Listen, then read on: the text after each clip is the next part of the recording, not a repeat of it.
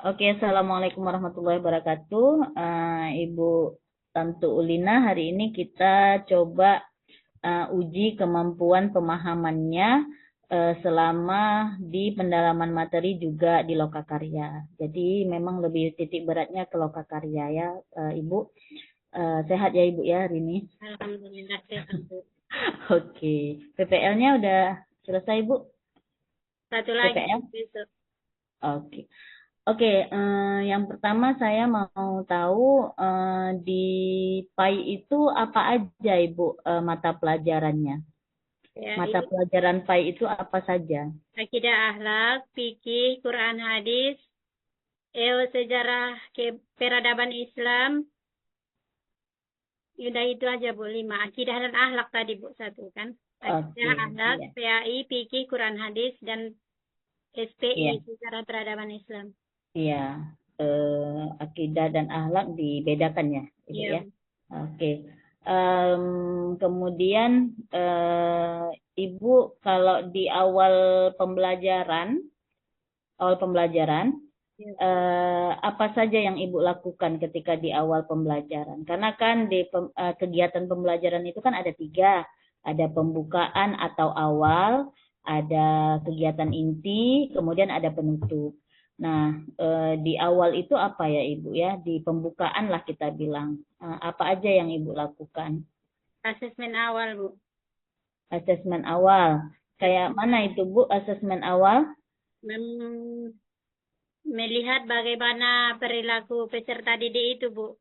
Kemudian kayak belajarnya juga dilihat bagaimana, apakah dia suka dengan video atau gambar atau untuk kinestetik, Bu. Oke. Cuma asesmen awal aja di pembukaan? Kemudian pertanyaan pemantik, Bu. Oke, pertanyaan pemantik. Contohnya gimana? Ingat Ibu Lantu? Misalnya kalau dalam materi rukun iman ditanyakan dulu anak-anak apa sudah ada yang tahu tentang rukun iman, kemudian jumlahnya berapa rukun iman, pertanyaan yang memicu peserta didik untuk pembelajaran itu, Bu. Untuk pembelajaran yang dilakukan. Oke, ya.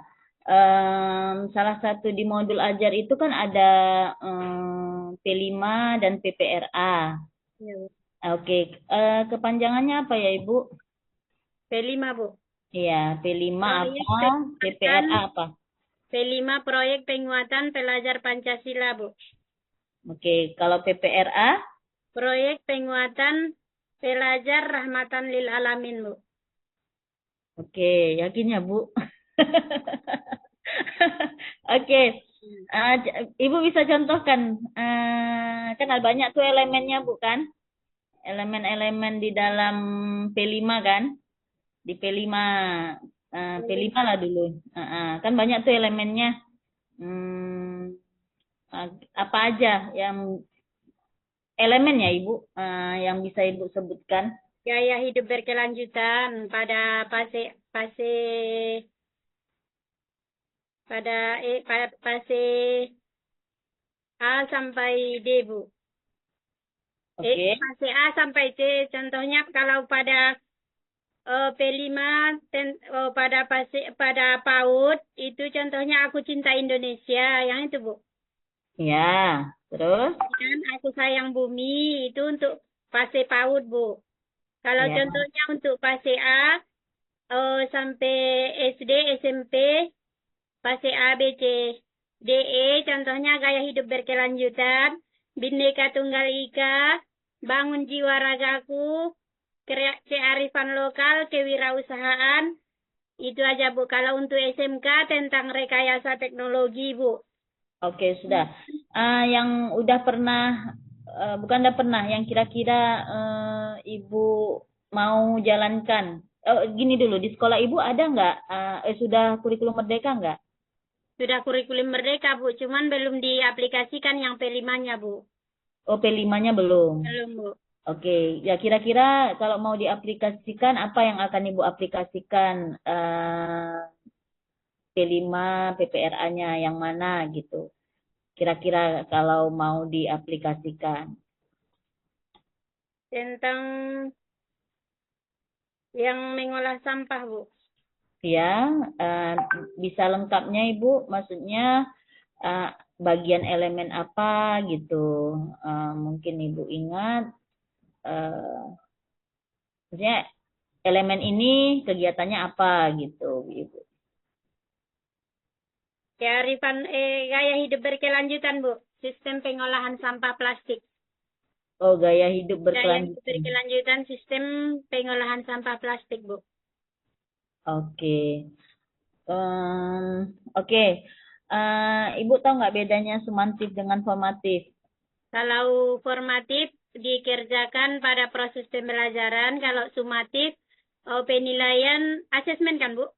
Iya. Yes. Asesmen dikerjakan biasanya pada akhir capaian pembelajaran. Kalau sumatif itu seperti ujian akhir semester, tengah semester. Kalau formatif biasanya dilakukan seperti post-test, contoh-contoh soal, 5 soal misalnya dalam pembelajaran satu materi, Bu. Oke. Ibu mata pelajaran apa ngajar? PAI di SD, Bu, kelas 1 sampai kelas 6. Pai-nya apa? PAI Pendidikan Agama Islam kalau di Iya, SD. iya, maksud saya ada konsentrasinya lagi, misalnya khusus Nggak ada, akidah Bu. enggak? Enggak, Nggak ada. karena SD ya, SD Ibu. Pai dan Budi Pekerti ya, Ibu ya. PAI dan Budi Oh, Pekerti, Bu. oke. Apa namanya? Bisa Ibu contohkan tes sumatif untuk Pai? Tes sumatif biasanya dikerjakan pada akhir semester. Yang ini baru selesai, Bu. Dibagikan soal-soalnya. Mm-mm. Kemudian nanti biasanya kalau soal kelas 4, 5, 6 tes sumatif itu datang dari pemerintah daerah, Bu. Dari kecamatan datang soalnya, Bu. Oh, memang itu. Oke, kalau misalnya Ibu dikasih otoritas untuk membuat, kira-kira bisa Ibu kasih contoh, misalnya bentuknya, bentuk essay kah, multiple choice kah, terus gimana gambarannya gitu. Biasanya kalau yang di kelas 1 dibikin memilih ABC, Bu. Objektif. Mm-mm. Kemudian ada juga isiannya 5 biasanya, Bu. 10 memilih objektif, kemudian 5 untuk esai kalau kelas 1, Bu. Skornya kayak mana? Skornya biasanya dilihat jumlah soal, Bu. Kemudian dibagikan dengan jumlah salah apa seluruh jumlah soal, Bu. Dikalikan. Gimana? Contoh, coba Ibu contohkan. Coba Ibu contohkan. Misalnya soalnya 10. Nah, Mana misalnya nih? soalnya 10. Ya, Dikali bagusnya kayak misalnya kalau 10 itu kan eh, kalau satu soal misalnya skornya 10, Bu. Misalnya ya, kan jumlahnya 100. Jadi ya. 10 kali 100 dibagi jumlah soal 10, Bu. Oh, begitu. Berarti yang benarnya ya. Ya, yang benarnya, Bu. Oke, Ibu, PBL ada 5 langkah apa aja? PBL yang pertama orientasi PBL kan, Bu? Iya, Orientasi problem. Yang problem problem based learning. based learning yang Ya, pertama pemberian orientasi masalah. ya. Kemudian pengorganisasian peserta didik, penyelidikan atau bimbingan tentang penyelesaian masalah, kemudian pengembangan atau penyajian hasil masalah atau hasil diskusi, kemudian refleksi dan evaluasi, Bu. Oke, kalau ditaruh di kegiatan inti, kayak mana, Bu? Misalnya yang pertama tadi apa? Orientasi masalah Orientasi masalah. Orientasi memberikan masalah, pertanyaan. guru ngapain gitu? Guru memberikan pertanyaan, misalnya memberikan masalah kepada siswa untuk didiskusikan untuk didiskusikan oleh kelompok-kelompok yang sudah dibagi, Bu, dalam pengorganisasian. Oke, selanjutnya yang kedua, Yang setelah diorganisasikan tadi kan, Bu, kelompoknya sudah diorganisasikan. Yang ketiga lagi, Bu, mereka pengorganisasian kayak mana caranya? mengelompokkan siswa, misalnya kelompok 1, 2, 3. Baru setelah contohnya saya kemarin, Bu, menayangkan video, kemudian masalah-masalah yang terdapat dalam video itu diberikan kepada setelah ditonton oleh siswa, mereka duduk berkelompok, kemudian mereka berdiskusi setelah dikasih pertanyaan-pertanyaan LKPD, Bu. Oke, berarti satu masalah untuk semua kelompok ya? Iya. Oh, ada juga beda-beda, Bu. Misalnya, kalau masalahnya satu, Bu, cuman pemberian tugasnya beda-beda untuk menyelesaikan masalahnya. Oke, berarti satu yang dari video itu, tapi setiap kelompok itu berbeda-beda. Ya, beda Untuk tugasnya, Bu. Oke, oke, jangan dibiasakan dibilang tugas ya Ibu, karena ini masih masuk pembelajaran. Nah, Iya, Bu. kalau tugas itu kita mau tes tadi sumansif dengan formatif. Artinya ini kita bukan tugas, masih dalam pembelajaran, terus cuma mereka kita kasih kesempatan untuk berdiskusi. Oke, karena anak-anak kan Bu waktu dibilang tugas. Ya, padahal bisa kayak gini kita bilang, Ibu adalah video ini, pengen yuk kita sama-sama pecahkan masalah ini, gimana caranya. Nah, Ibu kan nggak bisa pecahkan sendiri, kita pecahkan sama-sama, tapi kalian berkelompok gitu. Kadang-kadang kan kita bilang waktu tugas kan bingung kan anak-anak gitu. Oke, kedua berarti mengelompokkan. Kemudian ketiga Ibu, tadi apa? Penyelidikan kelompok atau individu, Bu. Oke. Melakukan riset, mereka lagi berdiskusi atau untuk berdiskusi menyelesaikan masalah yang ditimbulkan tadi, Bu. Yang dilihat, yang ditonton. Oke, berarti masalah yang sudah diberikan tadi. Ya, Oke, kemudian?